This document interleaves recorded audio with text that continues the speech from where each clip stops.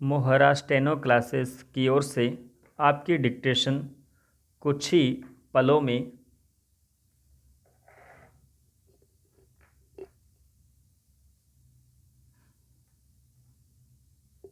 शुरू करें। एक विकासशील देश के रूप में भारत की छवि अब मजबूत हो रही है।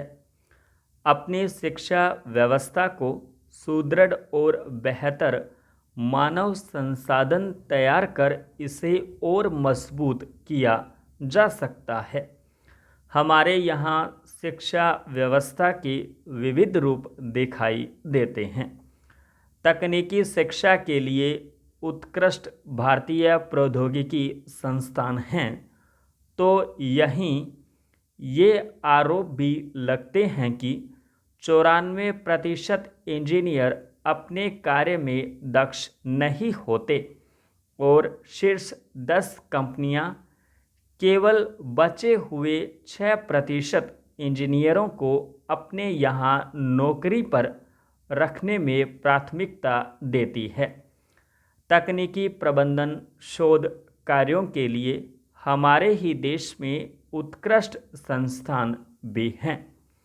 वहीं बेहद औसत या औसत से कम दर्जे के संस्थान भी बड़ी संख्या में मौजूद हैं, जहां आज केवल डिग्री धारक निकलते हैं, लेकिन वे अपने क्षेत्र में बेहतर मानव संसाधन के तौर पर उपयोगी साबित नहीं होते।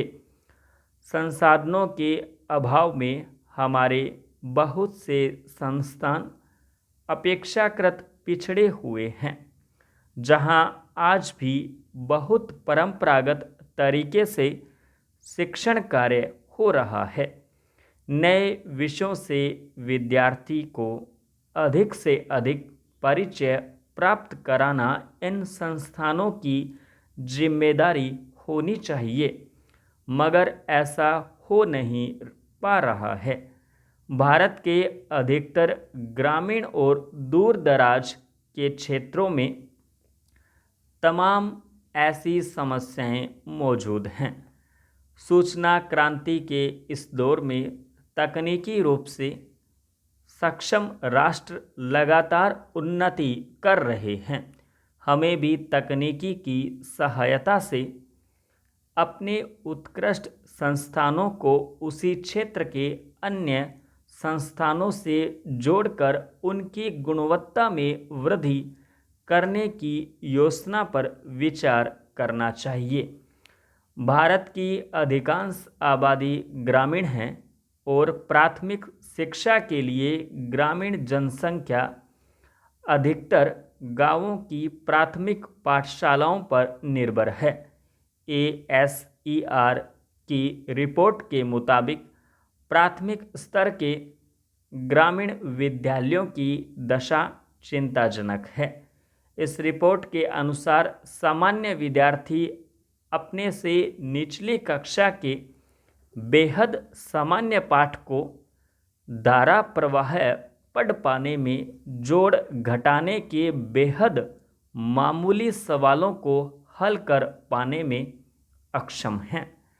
ऐसी जगहों पर ऑनलाइन पाठ्यक्रम ले जाने से पहले कुछ सवालों के जवाब ढूंढे बिना यह कार्य व्यवहारिक रूप से संभव नहीं है।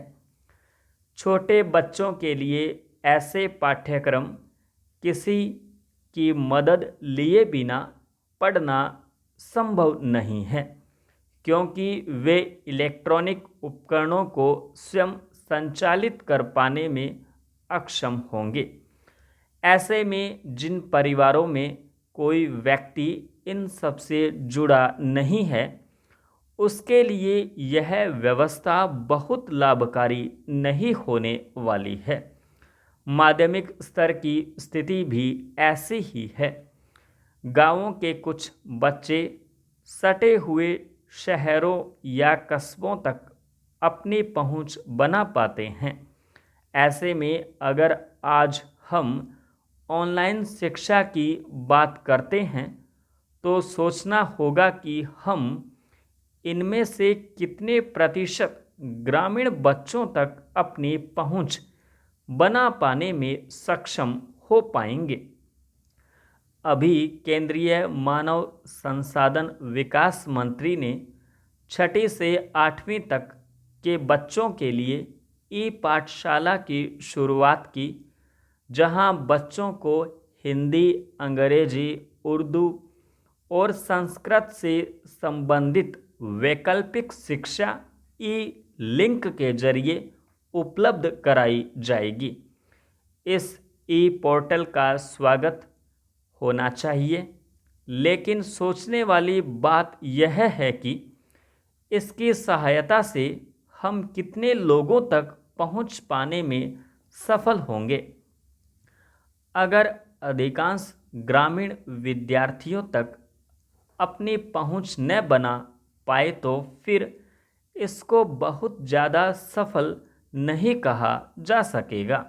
इसकी सफलता उन तक अधिकाधिक पहुंच से ही संभव मानी जाएगी। संपूर्ण विराम।